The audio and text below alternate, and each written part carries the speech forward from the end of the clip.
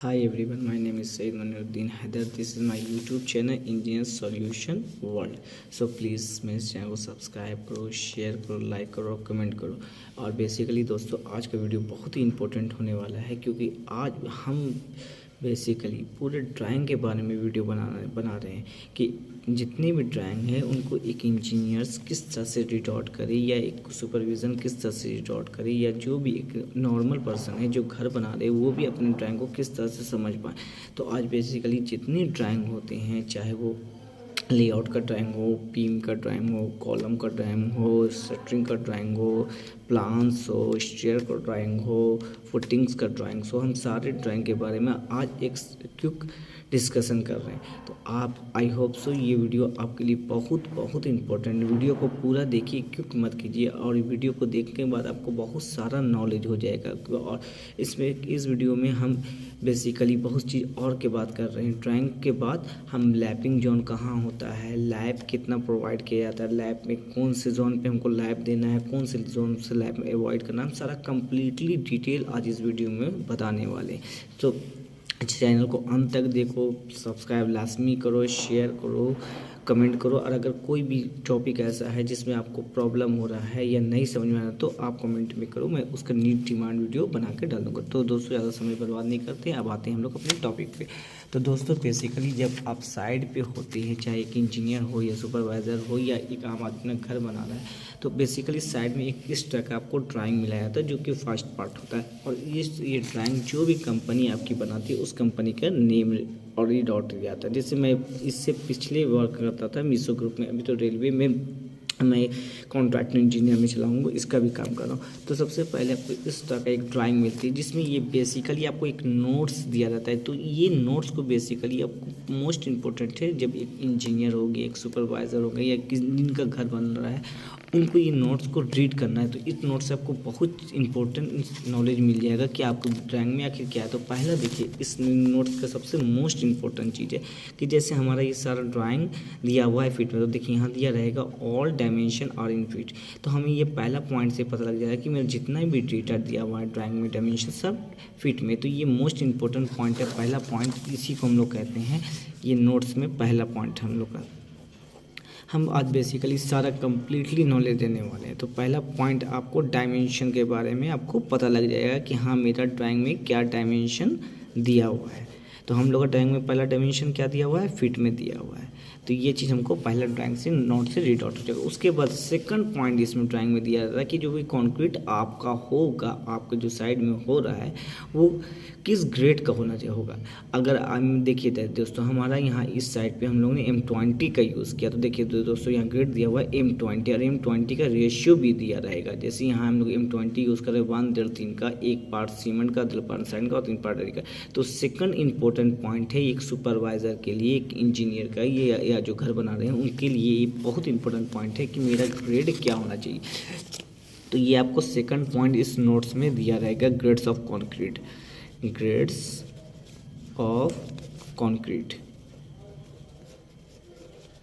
तो ये दो चीज़ मोस्ट इंपॉर्टेंट आपको ड्राइंग से रीड आउट करने में मिल गया। ग्रेड्स ऑफ कंक्रीट M20 का 1, 1.5, 3, 1 पार्ट आपका सीमेंट का, 1.5 पार्ट आपका सैंड का और 3 पार्ट आपका एरीगेट का। मतलब 1 पार्ट आपका सीमेंट का इसमें यूज़ होगा, 1.5 पार्ट आपका सैंड में यूज़ होगा और 3 पार्ट एरीगेट यानी गिट्टी का यूज़ होगा। तो इस तरह से आपको मसाला आपका जो कंक्रीटिंग होगा इस ग्रेड पे बनेगा। अब बहुत से कॉन्ट्रैक्टर दो गाइस क्या करते हैं कि इस रेशियो को फॉलो नहीं करते, वो अपनी मन मर्जी के हिसाब से बना के कंक्रीटिंग करते। तो इस चीज़ को आपको बेसिकली देखना है और अवॉइड करना है। और इस कंक्रीट M20 को कैसे हमको यूज़ करना है इसका वीडियो मैंने बनाया है और इसका आई लिंक में दे दूंगा, आप लोग देख लीजिएगा कि धामा से भी आपको किस तरह से कैलकुलेशन करके कितना धामा आपको सही से सैंड डालना और कितना धामा एरीगेट डालना एक बैग सीमेंट में। तो इसका M20 का भी मैं बनाया हूँ वीडियो, तो इसको भी देख लीजिएगा। तो ये हम लोग को 2 पॉइंट यहाँ मिल गया वो दोस्तों। अब तीसरा नोट्स में हम लोग पढ़ना होगा। देखिए दोस्तों, तो नोट्स में हम लोग को दिया हुआ है कि कौन किस टाइप का हम लोग बार्स को यूज़ करना है। तो याद रखिएगा दोस्तों, आज अभी जो लेटेस्ट टेक्नोलॉजी का बार्स यूज़ होके आ रहा है वो आ रहा है हाई यील्ड स्टील। डिफॉर्मिंग वार जो आपका 550 डी है और 600 डी का भी आ रहा है। तो हम लोग दोस्तों हमेशा याद रखिएगा ये 550 डी का बार्स यूज़ करना, और ये बार्स में आपका ये बार्स जो बना रहेगा, ये आपका जो बार्स रहेगा उसमें यहाँ दिया रहता है, यहाँ IS कोड करके, ISI कोड करके आपका बार्स का जो भी नंबर, अगर मान लीजिए 10 mm का बार है तो वो भी इंडिकेट यहाँ रहेगा। उसके बाद ये अगर 550 डी का बार्स है तो यहाँ 550 डी आपका बार्स में जो आपका स्टील है बार्स है उसमें ये दिया रहेगा। तो तीसरा मोस्ट इंपॉर्टेंट पॉइंट है एक सुपरवाइज़र के लिए, एक इंजीनियर्स के लिए, या जो घर बना रहे हैं वो अपने ये खुद देख सकते हैं कि हाँ मेरा जो बार्स यूज़ करी ये 550 डी का है या नहीं है, कंक्रीट जो मेरा हो रहा है वो M20 ग्रेड का हो रहा है या नहीं हो रहा है। कम से कम नॉर्मली आपको M20 का कोई भी आर्किटेक्ट या इंजीनियर जो भी ड्राइंग बनाते हैं तो वो M20 से कम नहीं देते, सबसे नॉर्मली रेशियो। उसके बाद और जैसे आपका हाई राइज बिल्डिंग होती यूज़ होगा तो उसमें M25 भी यूज़ होता है, M30 यूज़ होता है। तो जिस टाइप का आपका बिल्डिंग का डिज़ाइन होता है उस टाइप से आपका कंक्रीटिंग यूज़ होता है। तो कम से कम नॉर्मली ये आप जैसे G+3 बना रहे हैं, G+4 बना रहे हैं तो इसके लिए कम से कम M20 आपको प्रोवाइड करना है, इससे कम कोई प्रोवाइड नहीं करना। और कॉन्ट्रैक्टर अगर इससे कम प्रोवाइड कर रहा है या ग्रेडिंग सिस्टम आपका धामा में कम रेशियो लेके बना रहा है या सैंड ज़्यादा दे रहा है तो आप उसी टाइम रोकिए कि नहीं मुझे M20 का मैं कैलकुलेशन कर रहा हूँ, इतना आ रहा है, आप इतना नहीं डालिए, इतना डालिए। क्योंकि ये आपका कंक्रीटिंग बेसिकली एक स्ट्रक्चर के लिए मेन पार्ट होता है। अगर कंक्रीट आप सही तरीक़े से नहीं यूज़ कीजिएगा, सही क्वालिटी का सही रेशियो में, तो आपका स्ट्रक्चर मजबूत हो ही नहीं सकता है। तो कंक्रीटिंग का पार्ट बहुत इंपॉर्टेंट है। और सेकंड पार्ट स्टील का पार्ट भी बहुत इंपॉर्टेंट, क्योंकि स्टील आपके बिल्डिंग को स्ट्रेंथ प्रोवाइड करते हैं और कंक्रीटिंग उसमें कॉम्पैक्टिंग वर्केबिलिटी प्रोवाइड करते हैं। तो ये याद देखिएगा। तो ये 3 पॉइंट हम लोग को नोट से पढ़ना है। उसके बाद दोस्तों हम लोग उसके बाद आगे हम लोग बेसिकली और पॉइंट देखेंगे, जैसे कि आपको क्लियर कवर्स देना है दोस्तों, 50 mm देना है फाउंडेशन के लिए। जैसे कि आपका यहाँ देखिए दोस्तों, अगर मान लीजिए मेरा फाउंडेशन का ड्राइंग हो गया, यहाँ देखिए दोस्तों ये फाउंडेशन का जो जाली हो गया, यहाँ देखिए दोस्तों, तो यहाँ मेरा 50 mm का यहाँ से मेरा गैप होना चाहिए, यहाँ से 50 mm का गैप होना चाहिए। जो आपका शटरिंग बार जो यूज़ होगा, ये शटरिंग बार में ये 50 mm का गैप होना चाहिए। और यहाँ नीचे आपका 50 mm का कवर ब्लॉक यूज़ होना चाहिए, जैसा आपका रिक्वायरमेंट है। तो ये चौथा पॉइंट ये मोस्ट इंपॉर्टेंट है क्लियर कवर के लिए। तो इसी तरह से हम लोग देखना है कि हम लोग ड्राइंग में कितने कवर क्लियर कवर दिया है। तो देखिए दोस्तों 50 mm आपको फाउंडेशन के लिए यूज़ करना है, 40 mm आपको कॉलम्स के लिए यूज़ करना है, 25 mm आपको बीम्स के लिए यूज़ करना है, 15 mm स्लैब के लिए यूज़ करना है।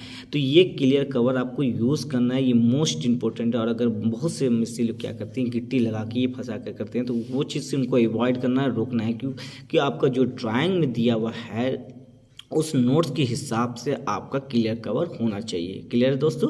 तो ये चीज़ को आपको बेसिकली देखना, और ये एक इंजीनियर को भी ये नोट्स पढ़ना है, एक सुपरवाइज़र को, और एक घर जो बना रहे वो। उसके बाद आपको 6वां पॉइंट एकदम मोस्ट इंपॉर्टेंट ये देखना है कि आपका जो लैपिंग है कम से कम 50 टाइम डायमीटर होना चाहिए। जैसे कि मान लेते दोस्तों कि मेरा 16 mm का कोई बार्स है, तो हम कैसे हम इसको लैपिंग निकालेंगे दोस्तों। तो देखिए इस हम लोग का फॉर्मूला होता है 50 × D। तो 15 × 50 ये हमारा हो गया, इंटू D मतलब डायमीटर है। अगर जैसे मेरा 16 mm का है तो हम 16 mm का डायमीटर यूज़ होगा, अगर 12 mm का है तो 12 mm का, 10 mm का है तो 10 mm का, 20 mm का है तो 20 mm। तो इससे हम निकालते हैं कि मेरा कितना लैपिंग होना चाहिए। अगर हम 50 × 60 करते हैं तो मेरा 800 mm होता है।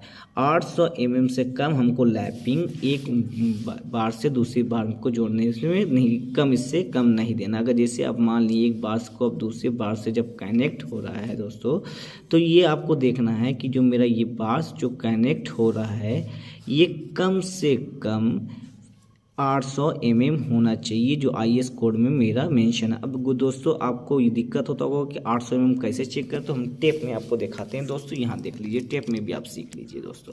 तो आज हम कम्प्लीटली आपको नॉलेज देने वाले हैं दोस्तों। अब इससे पहले हमने टेप में भी वीडियो बनाया था दोस्तों, तो आप वो वीडियो को भी देख लीजिएगा दोस्तों, तो आपको टेप रीड आउट करना बहुत ईजिली आ जाएगा। तो देखिए दोस्तों ये है मेरा 800 mm। तो 800 mm मतलब 2 फीट 7 इंच आपका 16 mm में लैपिंग में लगेगा। इतना आपको देना है, ये कंपलसरी है। अगर इससे कम आपको नहीं देना है, इससे आप ज़्यादा दे सकते हैं मगर इससे कम नहीं देना। तो मतलब कि 800 mm हमको 16 mm का बार्स अगर लैप हो रहा है तो उसमें हमको प्रोवाइड करना, ये मोस्ट इम्पोर्टेंट है। तो उसी तरह से मेरे जितने भी बार्स आपकी साइड में यूज़ होते होंगे, कहीं आपके 12 mm के भी यूज़ हो रहे हैं, कहीं 10 mm के भी यूज़ हो रहे हैं, कहीं 20 mm के भी यूज़ हो रहे हैं, तो उसके हिसाब से आपको वहाँ उतना लैप देना है। अगर मिस्त्री आपका या कॉन्ट्रैक्टर इससे कम लैप दे रहा है तो आपको सडनली उसको रोक दीजिए कि नहीं आप ये कम लैप दे रहे हैं, इतना लैप IS कोड नहीं कहता है। तो इसके हिसाब से आप सही उसको बता सकते हैं। तो दोस्तों जब आपको इसकी जानकारी होगी तभी अवेयरनेस होगी, तभी आप अपने घर का सही तौर से सुपरविज़न कर सकेंगे। और जो फ्रेशर इंजीनियर उनको जानकारी होंगी जो तभी वो सही काम करवा सकते हैं और स्ट्रक्चर एक सॉलिड स्ट्रक्चर बनेगा। दोस्तों हो गया दोस्तों। उसके बाद हम लोग को इसके बाद आगे देखना है दोस्तों। जैसे कि देखिए दोस्तों, यहाँ देखिए आपका दिया हुआ है कि यहाँ आपका जो PCC होगा ये 5 इंच होगा। तो वो हमको अपना ड्राइंग में दिया हुआ है, रिडॉट दिया हुआ है कि 5। तो आपको देखना है कि जो मेरा ड्राइंग में दिया हुआ उतना PCC मेरा कॉन्ट्रैक्टर या मिस्त्री कर रहा है या नहीं कर रहा है। तो ये सब मोस्ट इम्पोर्टेंट। तो ये नोट्स को फर्स्ट, जब एक सुपरवाइज़र जा रहे हैं तो ये नोट्स को फर्स्ट पढ़ना। उसके बाद सेकंड उनको ये मिलेगा कि RCC detail of footing and column. अब ये ड्राइंग में दिया हुआ है कि RCC डिटेल आपको मिलेगा फुटिंग एंड कॉलम को। जैसे कि आपको ऐसे सीरियल नंबर दिया रहेगा दोस्तों 1 2 3 4 5 करके, उसके बाद फुटिंग नंबर दिया रहेगा 1 2 3 4 5 करके, उसके बाद कॉलम का साइज़ दिया रहेगा, उसके बाद कॉलम का नंबर दिया जाएगा, उसके बाद डायमीटर आपका दिया रहेगा, उसके बाद आपका जो मेन बेस जाली बनता है उसके बारे में दिया रहेगा, उसके बाद कॉलम का डिटेल के बारे में दिया जाएगा, उसके बाद कॉलम किस टाइप से आपका कितना बार्स लग रहे हैं वो दिया रहेगा, उसके बाद उसमें आपका जो रिंग प्रोवाइड हो रहा है, सिंगल रिंग प्रोवाइड हो रहा है, क्रॉस सेक्शन में प्रोवाइड हो रहा है या आपका डायमंड रिंग, सारा चीज़ इसमें डिटेल दिया रहेगा। तो दोस्तों इस स्टेप से हम लोग समझेंगे और इस स्टेप से आगे रीड आउट करें। उसके बाद फिर आपको इस स्टेप से कॉलम जंक्शन दिया रहेगा कि कॉलम में आपको किस स्टेप करना है। तो देखिए दोस्तों यहाँ कॉलम में देखिए 6 इंसाइड फिलिंग हुआ है, 3 इंस्टॉलिंग हुआ है और उसके बाद 1:8 का रेशियो में MP10 में PCC हुआ है। उसके बाद देखिए दोस्तों इसका यहाँ डायमीटर 15 इंच का दिया हुआ है और ये बेसिस 12 इंच का दिया हुआ है। तो यहाँ सारा चीज़ आपको डिटेल दिया हुआ है। उसके बाद देखिए दोस्तों यहाँ 8 mm का डाया के साथ 9 इंच सेंटर टू सेंटर दिया हुआ। तो इस टाइप से आपको कॉलम का डिटेल मिला। और कॉलम कितने हाइट का होगा, 6 फीट का हाइट का पेडेस्टल कॉलम होगा। तो इस टाइप से आपको सारा ड्राइंग में दिया रहेगा। उसके बाद कॉलम में जो आपका जाली बन रहा है उसका मेन बार्स और डिस्ट्रीब्यूटर बार दोनों के बारे में दिया रहेगा कि कैसे आपको मेन बार्स प्रोवाइड करना है कैसे। तो देखिए ये दोस्तों ये डिस्ट्रीब्यूटर बार्स हमेशा इस सेक्शन में होता है और मेन बार्स हमेशा इस सेक्शन में होता है। तो ये आपको दिया रहेगा। उसके बाद दोस्तों मैं अभी बात कर रहा था आपका कि किस तरह से लैपिंग दें। तो देखिए दोस्तों इस तरह से ड्राइंग में भी आपका लैप दिया जाएगा। लैप क्या दिया होगा, 50 इंटू डायमीटर ऑफ बार। तो जो भी आपका बार्स होगा उसमें 50 into diameter of bars use होगा। मतलब जैसे 16 mm का है तो 16 इंटू 50 करेंगे तो 800 mm का हो गया। उसी तरह से 12 mm का 12 इंटू 50 करेंगे, उसी तरह 10 इंटू 50 करेंगे। तो ये आपका लैपिंग जोन दिया रहेगा। उसके बाद दोस्तों ड्राइंग में एक और इम्पोर्टेंट चीज़ दिया रहेगा, ये भी आप लोग को जानना बहुत ज़रूरी है कि मेरा बेसिकली कॉलम्स जो ये हो रहा है उसमें लैप आखिर हम प्रोवाइड करें तो किस जोन में करें। बहुत से कॉन्ट्रैक्टर क्या करते हैं, जो लैप जोन होता है उसको छोड़ के कहीं और लैप कर देते हैं। तो ये नहीं होना चाहिए क्योंकि लेटर जब फोर्स लगता है तो ये कॉलम अपने जगह को पोर्शन को छोड़ने का उसका। तो लैप आपका उस सेक्शन में होना चाहिए जहाँ मेरा लैपिंग जोन होना चाहिए। अब दूसरी बात कॉन्ट्रैक्टर एक और गलती करते हैं कि बहुत से कॉन्ट्रैक्टर क्या करते हैं कि 4 बार्स हो गया तो एक ही सेक्शन में काट, उस तरह से लैप आपको नहीं देना है। मतलब अगर एक बार्स आपका कट यहाँ हुआ है तो एक बार्स आपका 1 मीटर की दूरी में, अगर हम मेरा 6 बार्स का है तो 4 बार्स अगर यहाँ कट हो रहा है तो 2 बार्स यहाँ, क्योंकि 1 मीटर का दोनों के बीच में गैप होना चाहिए, दूरी होना चाहिए, जिससे हम लैप कर सकते हैं जो अल्टरनेटिव बार्स होता है। तो दोस्तों जैसे कि यहाँ मेरा लैप का जोन, तो अब इसको हम बताते हैं कि हम लोग इसका लैप कैसे निकालें। तो देखिए दोस्तों ये आपको दिया रहेगा कि आपको लैप कितना कितना लेना है। तो देखिए दोस्तों ये बिल्डिंग मेरा है 9 फीट 6 इंच का और यहाँ हम यूज़ किया गया है L/5 का। तो देखिए तो देखिए दोस्तों, यहाँ इसका लैब जोन दिया हुआ है 1.9 मीटर नीचे से और ऊपर से भी 1.9 मीटर। तो इस दोनों के बीच में ये और ये जगह में हम लाइव प्रोवाइड नहीं कर सकते। बेसिकली ये मेरा लाइपिंग जोन है दोस्तों, ध्यान से देखिएगा। इस जोन को हम लाइपिंग जोन कहते हैं और इसी जोन में हमको लाइव करना है, एक बार को दूसरी बार से कनेक्ट करना है। क्लियर है दोस्तों? तो इस स्टेप का हम लैब प्रोवाइड करेंगे।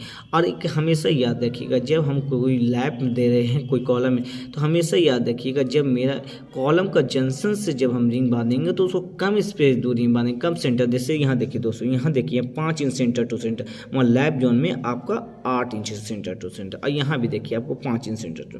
तो इस टाइप से हमको लैब देना है, मतलब ये अपर जंक्शन से और नीचे जंक्शन के बीच में लैब जब लेटरल फोर्स लगता है तो लैपिंग खुलने, तो इसी कारण हमको यहाँ कम दूरी में प्रोवाइड करना पड़ता है और इस जगह में ज़्यादा दूरी में प्रोवाइड करना।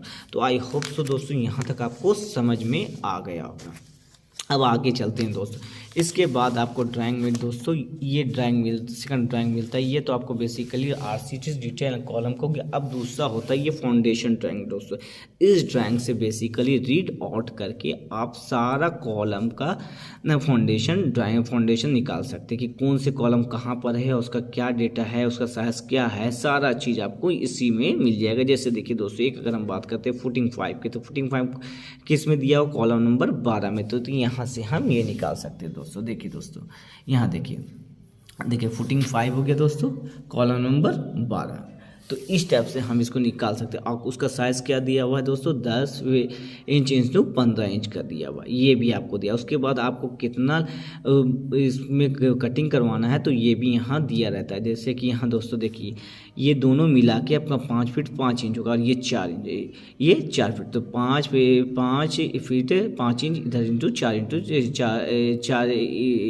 सॉरी 4 फीट का आपका ये करना होगा, मतलब 4 फीट इधर से करवाना होगा, इधर से 5 फीट 5 इंच। तो इस टाइप से दोस्तों आपका हर एक कॉलम में दिया रहता है, जो आप कॉलम को निकाल सकते हैं। इसका मैं ड्राइंग पीछे भी बना चुका हूँ दोस्तों। आज मैं क्योंकि रिवीजन सारा ड्राइंग के बारे में मेंशन कर रहा हूँ। उसके बाद दोस्तों थर्ड आपका ड्राइंग, इस टाइप का आपको ड्राइंग मिलता है जिसको ग्राउंड प्लान, जिसको आपको कहा जाता है कि ये प्लिंथ लेंथ का प्लान है, जिसको टाई बीम प्लान हुआ। तो देखिए दोस्तों, टाई बीम का भी प्लान में आपको सारा कुछ को मेंशन देता है कि कौन से कॉलम को कितना साइज है, तो टाई बीम में यहाँ कितना बीम में जा रहा है। तो देखिए दोस्तों, यहाँ 10x15 का है, यहाँ भी 10x15 का है, यहाँ पर भी 10। तो यहाँ सारा बेसिकली 10x15 का गया हुआ है। देखिए दोस्तों, सारा 10x15 का। तो 10x15 के सेक्शन को टाई बीम करना। अब इसके बाद आगे हम देखते हैं दोस्तों, टाई बीम के ड्राइंग के बाद अब इसके बाद ड्राइंग हमारा आता है जो कहते हैं हम लोग ग्राउंड फ्लोर प्लानिंग। तो हम लोग ग्राउंड फ्लोर में देखिए दोस्तों, ये कितना खूबसूरत प्लान बनाया है दोस्तों। ये बेसिकली फ्लाइट वर्जन प्लान, नीचे में पूरा बेसिकली कि आपको पार्किंग दिया हुआ, जहाँ आप अपने व्हीकल्स को पार्क कर सकते हैं। और इस सेक्शन में आपका सीढ़ी दिया हुआ है और ये एरिया आपका पूरा एम्प्टी स्पेस एरिया, जिसमें आप पूरा पार्किंग कर सकते हैं। तो ये आपका ग्राउंड फ्लोर का प्लानिंग है दोस्तों। और देखिए इसका रोड है 16 फीट वाइड। तो इस टाइप से आपको जो ये ड्राइंग है दोस्तों, ये है आपका ग्राउंड फ्लोर। उसके बाद देखिए दोस्तों, सेकंड फ्लोर ग्राउंड फ्लोर का भी, फर्स्ट फ्लोर का भी प्लानिंग कितना खूबसूरत है दोस्तों। देखिए दोस्तों, यहाँ से बेसिकली ओपन स्पेस दिया गया, यहाँ बालकोनी का स्पेस दिया गया। ये आपका रूम का साइज है दोस्तों 10 फीट 6 इंच इंटू 12 फीट का। यहाँ देखिए दोस्तों, दूसरा रूम का 10 feet 6 inch into 10 feet 6 inch का। और ये वुडन वर्क के लिए 2 फीट 2 इंच का दिया हुआ है दोस्तों। यहाँ देखिए दोस्तों, ये डाइनिंग फैमिली लॉज है, यहाँ टॉयलेट दिया हुआ है, क्योंकि आपका यूज़ कर सकते हैं अंदर से मास्टर बेडरूम की तरह। और देखिए दोस्तों, यहाँ किचन दिया हुआ, आप किचन के ये ओपन स्पेस दिया हुआ है, जिससे आप बालकोनी में भी आ सकते हैं। उसके बाद यहाँ लिविंग हॉल दिया हुआ है दोस्तों। उसके बाद ये देखिए, इस यहाँ पे एक कॉमन दिया हुआ है कि आप अगर यहाँ फैमिली लॉज में हैं तो आप यहाँ से इसको भी यूज़ कर सकते हैं। यहाँ डक बेसिकली दिया हुआ है ओपन स्पेस के लिए, यहाँ स्टोर रूम के लिए दिया हुआ है छोटा सा, और ये आपका स्टेयरकेस का दिया हुआ। तो देखिए दोस्तों, ये कितना खूबसूरत प्लान है। उसके बाद देखिए दोस्तों, ग्राउंड फ्लोर के प्लान के बाद आपका प्लान ग्राउंड फ्लोर सही से बन रहा है नहीं है या बन रहा है, इसके लिए ग्रिड लाइन दिया जाता है, जिससे आप ग्रिड लाइन से सारा को आप चेक करते हैं कि सब मेरा डेटा एक सही हो रहा है या नहीं हो रहा, और ग्रिड लाइन में किसके साथ ये हो रहा है या नहीं हो रहा। ग्रिड लाइन बहुत इंपॉर्टेंट किसी भी बिल्डिंग को स्टेबिलिटी के लिए दोस्तों। उसके बाद देखिए दोस्तों, उसके बाद जैसे ग्राउंड फ्लोर का हो गया, उसी तरह से फर्स्ट फ्लोर में भी आपको ग्रिड लाइन से चेक करना है कि मेरा कहीं पर कुछ एरर तो नहीं हो रहा है, इसीलिए हम लोग ग्रिड लाइन से चेक किया जाता है दोस्तों। उसके बाद दोस्तों हम लोग का ये शटरिंग प्लान रहता है दोस्तों। ये शटरिंग प्लान से हम लोग बेसिकली देखते हैं कि हम लोग का जो भी टाई बीम सेक्शन बन रहा है वो सही से बन रहा है या नहीं बन रहा है। उसके बाद दोस्तों उसके बाद हम लोग मोस्ट इम्पोर्टेंट में मेंबर्स के बारे में बात करेंगे, जो आपको एक फ्लोर से दूसरे फ्लोर कनेक्ट करता है, जिसको कहते हैं स्टेयरकेस प्लान। तो देखिए दोस्तों, ये है इसका स्टेयरकेस प्लान। यहाँ टोटल 28 स्टेप है दोस्तों। देखिए दोस्तों, 1 स्टेप 2 3 4 5 6 आपका लिखा हुआ, सारा स्टेप आपका लिखा हुआ। तो ये 28 स्टेप में, अब इस स्टेप में हम लोग स्टेयर बनाने में कितना थ्रेड और राइजर का यूज़ किया। तो देखिए दोस्तों, यहाँ थ्रेड 10 इंच का, राइजर 4 इंच का। अब थ्रेड और राइजर के बारे में हमको हम बताते हैं दोस्तों। देखिए दोस्तों, बेसिकली ये मेरा जो पार्ट होता है इसको हम कहते हैं थ्रेड, ये 10 इंच का, और ये पार्ट को कहते हैं राइजर। तो देखिए, ये राइजर हो गया, ये थ्रेड हो गया, राइजर हो गया, ये कनेक्टिंग वन मेंबर से दूसरा मेंबर तक होता है। तो इस टाइप से हम लोग स्टेयर का प्लान होता है। तो स्टेयर का प्लान को हम लोग इस टाइप से रीड आउट करते हैं। अब देखिए दोस्तों, स्टेयर से ही हम लोग को पता लगता है कि हमारा बिल्डिंग का बेसिकली एक फ्लोर से दूसरे फ्लोर का हाइट क्या है। तो देखिए दोस्तों, यहाँ जितने भी फ्लोर है उनका सबका हाइट 9 फीट चेंज है। देखिए दोस्तों, यहाँ ग्राउंड फ्लोर से 9 फीट चेंज का हाइट है, दूसरा फ्लोर से भी 9 फीट चेंज का हाइट है, तीसरा से भी 9 फीट चेंज का हाइट है, चौथा से भी 9 चेंज का। लास्ट में यहाँ आपका सीढ़ी रूम रहेगा दोस्तों, तो यहाँ 8 फीट 5। तो इस टाइप से ये आपका सीढ़ी का बेसिकली दिया हुआ डिज़ाइन, जिससे हम लोग एक फ्लोर से दूसरे फ्लोर तक कनेक्ट करते हैं। और इसमें आप लोग का देखिए दोस्तों, मेन बार्स का दिया हुआ है। मेन बार 10 mm का यूज़ करना, 5 इंच सेंटर टू सेंटर, और डिस्ट्रीब्यूटर बार 8 mm का यूज़ करना है, 7 इंच सेंटर टू सेंटर। तो इस टाइप से दोस्तों हम लोग का स्टेयर का प्लान होता है। अब देखिए दोस्तों, यहाँ इसका ये स्टेयर का हम लोग का फर्स्ट लैंडिंग का जो हाइट रहेगा, यहाँ ये भी मेंशन दिया हुआ कितना है, 4 फीट चेंज, मतलब कि यहाँ से हम लोग को 4 फीट चेंज में फर्स्ट लैंडिंग का स्पेस दिया हुआ है। उसके बाद 1 फीट 4 इंच यहाँ कॉन्क्रीटिंग होता है बेसिकली, और 2 स्टेप और इसमें दिया हुआ है, तो उसका ये हाइट दिया हुआ है 1 फीट 4। उसके बाद इस हाइट से लेकर आपका एंडिंग तक, फ्लोरिंग तक पहुँचने में, छत तक पहुँचने में 3 फीट 6 इंच, 3 फीट 8 इंच का। तो ये टोटल हाइट आप कीजिएगा दोस्तों, देखिए कितना आएगा, 9 फीट 6 इंच। तो इस तरह से हम लोग एक फ्लोर से दूसरे फ्लोर तक हम लोग कनेक्ट करते हैं। इस टाइप से हम लोग स्टेयर को बनाते हैं, और ये सेक्शन में आता है दोस्तों। तो आई होप सो आपको ये भी समझ में आ गया होगा। अब दोस्तों, इसके ये हम लोग तो इतना बता दिए दोस्तों। अब इसमें अगर कोई आपको दिक्कत हो, कोई भी प्रॉब्लम हो दोस्तों, तो आप कमेंट कीजिए कि हाँ सर हमको इसमें कोई प्रॉब्लम हो रहा है। अगर कोई डिमांड है कि हाँ हमको सर इस टॉपिक पे वीडियो बनाना है, बनाइए सर जो हमको देखना है, तो मैं उस टॉपिक में वीडियो मगर दोस्तों मैं बहुत मेहनत करके वीडियो बनाता हूँ दोस्तों।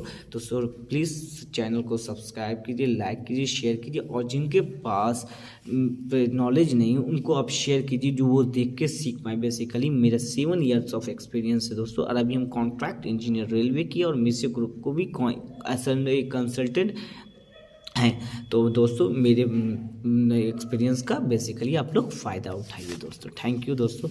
और इसके बारे में अगर और कोई चीज़ के बारे में आप लोगों को दोस्तों प्रॉब्लम होता है, तो दोस्तों आप मुझे कमेंट कीजिए, मैं उसके बारे में उसमें वीडियो बनाऊंगा और आप लोग को कॉन्सेप्ट क्लियर करूंगा दोस्तों। थैंक यू दोस्तों।